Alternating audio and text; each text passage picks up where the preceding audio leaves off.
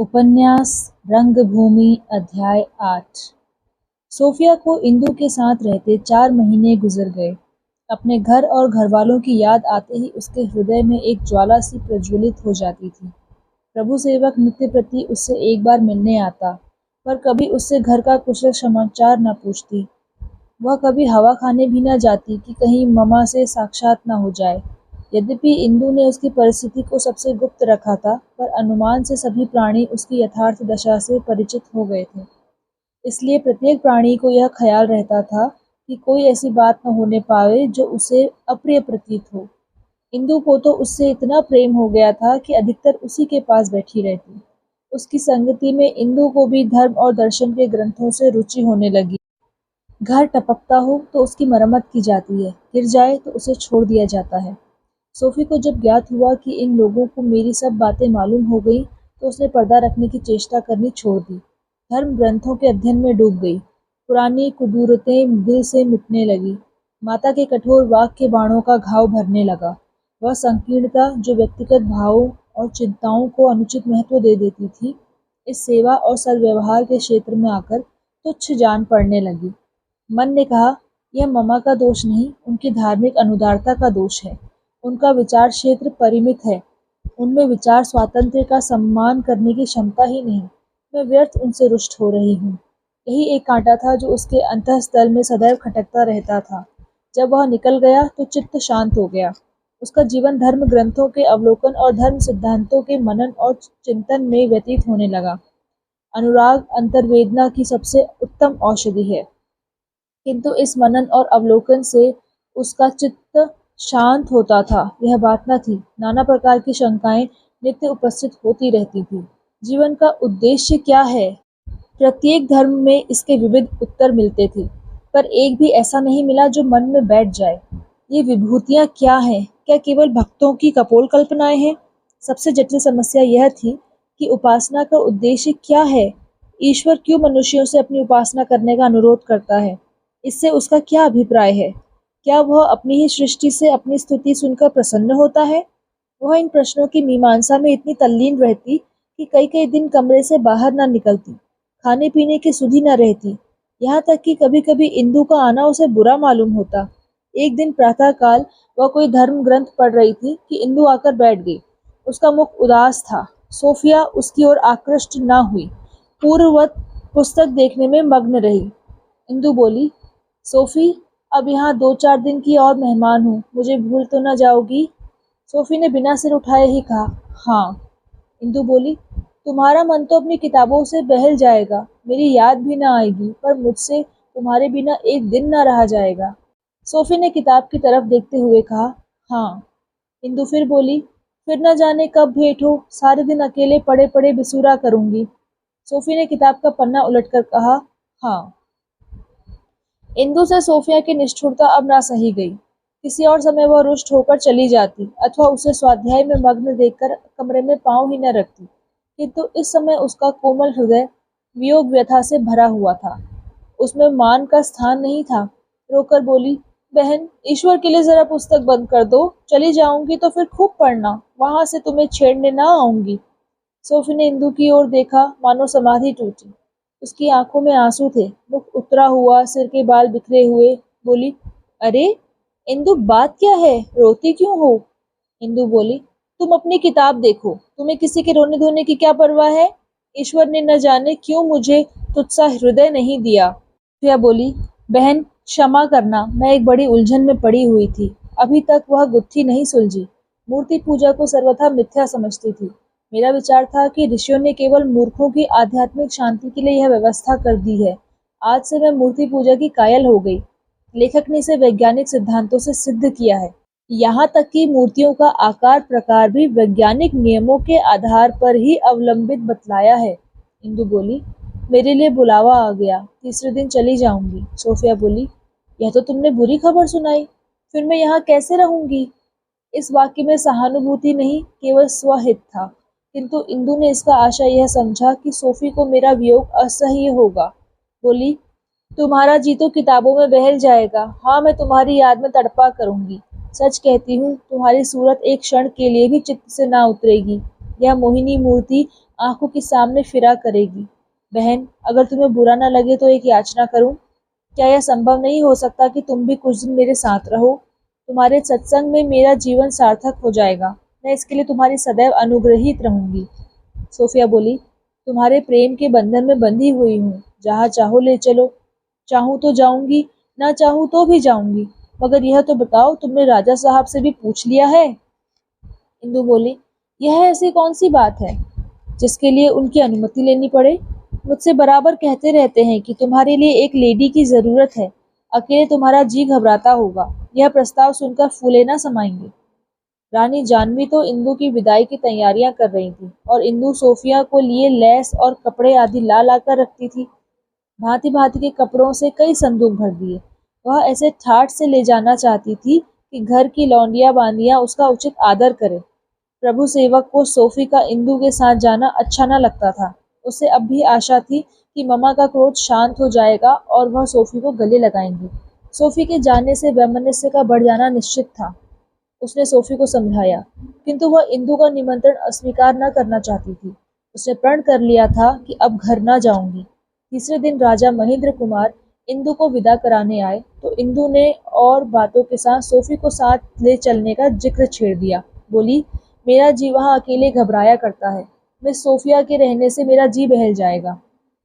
तो महेंद्र बोले, क्या मिस सेवक अभी तक वहीं है? इंदु बोली, बात यह है कि उनके धार्मिक विचार स्वतंत्र हैं और उनके घरवाले उनके विचारों की स्वतंत्रता सहन नहीं कर सकते। इसी कारण वो अपने घर नहीं जाना चाहती। महेंद्र बोले, लेकिन यह तो सोचो, उनके मेरे घर में रहने से मेरी कितनी बदनामी होगी। मिस्टर सेवक को यह बात बुरी लगेगी और यह नितांत अनुचित है कि मैं उनकी लड़की को उनकी मर्जी के बगैर अपने घर में रखूं। सरासर बदनामी होगी। इंदु बोली, मुझे तो इसमें बदनामी की कोई बात नजर नहीं आती। क्या सहेली अपनी सहेली के यहाँ मेहमान नहीं होती? सोफी का स्वभाव भी तो ऐसा उच्छृंखल नहीं है कि वह इधर उधर घूमने लगेगी। महेंद्र बोले, वह देवी सही, लेकिन ऐसे कितने ही कारण हैं कि मैं उनका तुम्हारे साथ जाना उचित नहीं समझता हूँ। तुम में यह बड़ा दोष है कि कोई काम करने से पहले उसके औचित्य का विचार नहीं करती। क्या तुम्हारे विचार में कुल मर्यादा की अवहेलना करना कोई बुराई नहीं? उनके घरवाले यही तो चाहते हैं कि वह प्रकट रूप से अपने धर्म के नियमों का पालन करे। अगर वह इतना भी नहीं कर सकती तो मैं यही कहूँगा कि उनका विचार स्वातंत्र्य औचित्य की सीमा से बहुत आगे बढ़ गया है। इंदु बोली, किंतु मैं तो उससे वादा कर चुकी हूँ। कई दिन से मैं इन्हीं तैयारियों में व्यस्त हूँ। यहाँ अम्मा से आज्ञा ले चुकी हूँ। घर के सभी प्राणी, नौकर चाकर जानते हैं वह मेरे साथ जा रही है। ऐसी दशा में अगर मैं उन्हें ना ले गई तो लोग अपने मन में क्या कहेंगे? सोचिए, इसमें मेरी कितनी हेटी होगी। मैं किसी को मुंह दिखाने लायक न रहूंगी। महेंद्र बोले, बदनामी से बचने के लिए सब कुछ किया जा सकता है। तुम्हें मेरे सेवक से कहते शर्म आती हो तो मैं कह दूं। वह इतनी नादान नहीं है कि इतनी मोटी सी बात ना समझे। इंदु बोली, मुझे उनके साथ रहते रहते उनसे इतना प्रेम हो गया है कि उनसे एक दिन भी अलग रहना मेरे लिए असाध्य सा जान पड़ता है। इसकी तो खैर परवाह नहीं, जानती हूँ कभी न कभी उनसे वियोग होगा ही। इस समय मुझे सबसे बड़ी चिंता अपनी बात खोने की है। लोग कहेंगे बात कहकर पलट गई। सोफी ने पहले साफ इनकार कर दिया था। मेरे बहुत कहने सुनने पर राजी हुई थी। आप मेरी खातिर से अब की मेरी प्रार्थना स्वीकार कीजिए, फिर मैं आपसे पूछे बगैर कोई काम न करूंगी। महेंद्र कुमार किसी तरह राजी न हुए। इंदु रोई, अनुनय विनय की, पैरों पड़ी। वे सभी मंत्र फूके जो कभी निष्फल ही न होते, पर पति का पाषाण हृदय न पसीजा। उन्हें अपना नाम संसार की सब वस्तुओं से प्रिय था। जब महेंद्र कुमार बाहर चले गए तो इंदु बहुत देर तक शोकावस्था में बैठी रही। बार बार यही ख्याल आता, सोफी अपने मन में क्या कहेगी। मैंने उससे कह रखा है कि मेरे स्वामी मेरी कोई बात नहीं टालते। अब वह समझेगी वह इसकी बात भी नहीं पूछते। बात भी ऐसी ही है, इन्हें मेरी क्या परवाह है। बातें ऐसी करेंगे मानो इनसे उदार संसार में कोई प्राणी ना होगा। पर वह सब कोरी बकवास है। इन्हें तो यही मंजूर है कि यह दिन भर अकेली बैठी अपने नाम को रोया करे। दिल में जलते होंगे कि सोफी के साथ इसके दिन आराम से गुजरेंगे। मुझे कैदियों की भांति रखना चाहते हैं। इन्हें जिद करना आता है तो मैं भी क्या जिद नहीं कर सकती? मैं भी कही देती हूँ, आप सोफी को ना चलने देंगे तो मैं भी ना जाऊंगी। मेरा कर ही क्या सकते हैं? कुछ नहीं। दिल में डरते हैं कि सोफी के जाने से घर का खर्च बढ़ जाएगा। स्वभाव के कृपण तो है ही, उस कृपणता को छिपाने के लिए बदनामी का बहाना निकाला है। दुखी आत्मा दूसरों की नेक नियति पर संदेह करने लगती। संध्या समय जब जाह्नवी सैर करने चली तो इंदु ने उनसे यह समाचार कहा और आग्रह किया कि तुम महेंद्र को समझाकर सोफी को ले चलने पर राजी कर दो। जाह्नवी ने कहा, तुम ही क्यों नहीं मान जाती? इंदु बोली, अम्मा, मैं सच्चे हृदय से कह रही हूँ, मैं जिद नहीं करती। अगर मैंने पहले ही सोफिया से ना कह दिया होता तो मुझे जरा भी दुख ना होता, पर सारी तैयारियां करके अब उसे ना ले जाऊं तो वह अपने दिल में क्या कहेगी? मैं उसे मुंह नहीं दिखा सकती। यह इतनी छोटी सी बात है कि अगर मेरा जरा भी ख्याल होता तो वह इनकार ना करते। ऐसी दशा में आप क्यों कर आशा कर सकती हैं कि मैं उनकी प्रत्येक आज्ञा शिरोधार्य करूं? जाह्नवी बोली, वह तुम्हारे स्वामी हैं, उनकी सभी बातें तुम्हें माननी पड़ेंगी। इंदु बोली, चाहे वो मेरी जरा जरा सी बात भी ना माने। जाह्नवी बोली, हाँ, उन्हें इसका अख्तियार है। मुझे लज्जा आती है कि मेरे उपदेशों का तुम्हारे ऊपर जरा भी असर नहीं हुआ। मैं तुम्हें पति परायणता सती देखना चाहती हूँ, जिसे अपने पुरुष की आज्ञा या इच्छा के सामने अपने मान अपमान का जरा भी विचार नहीं होता। अगर वह तुम्हें सिर के बल चलने को कहे तो भी तुम्हारा धर्म है कि सिर के बल चलो। तुम इतने में ही घबरा गई? इंदु बोली, आप मुझसे वह करने को कहती हैं जो मेरे लिए असंभव है। जाह्नवी बोली, चुप रहो, मैं तुम्हारे मुंह ऐसी बातें नहीं सुन सकती। मुझे भय हो रहा है कि कहीं सोफी के विचार स्वातंत्र्य का जादू तुम्हारे ऊपर भी तो नहीं चल गया। इंदु ने इसका कुछ उत्तर न दिया। भय होता था कि मेरे मुंह से कोई ऐसा शब्द ना निकल पड़े जिससे अम्मा के मन में यह संदेह और भी जम जाए तो बेचारी सोफी का यहाँ रहना कठिन हो जाए। वो रास्ते भर मौन धारण किए बैठी रही। जब गाड़ी फिर मकान पर पहुंची और वह उतरकर अपने कमरे की ओर चली तो जाह्नवी ने कहा, बेटी, मैं तुमसे हाथ जोड़कर कहती हूँ, महेंद्र से इस विषय में अब एक शब्द भी ना कहना, नहीं तो मुझे बहुत दुख होगा।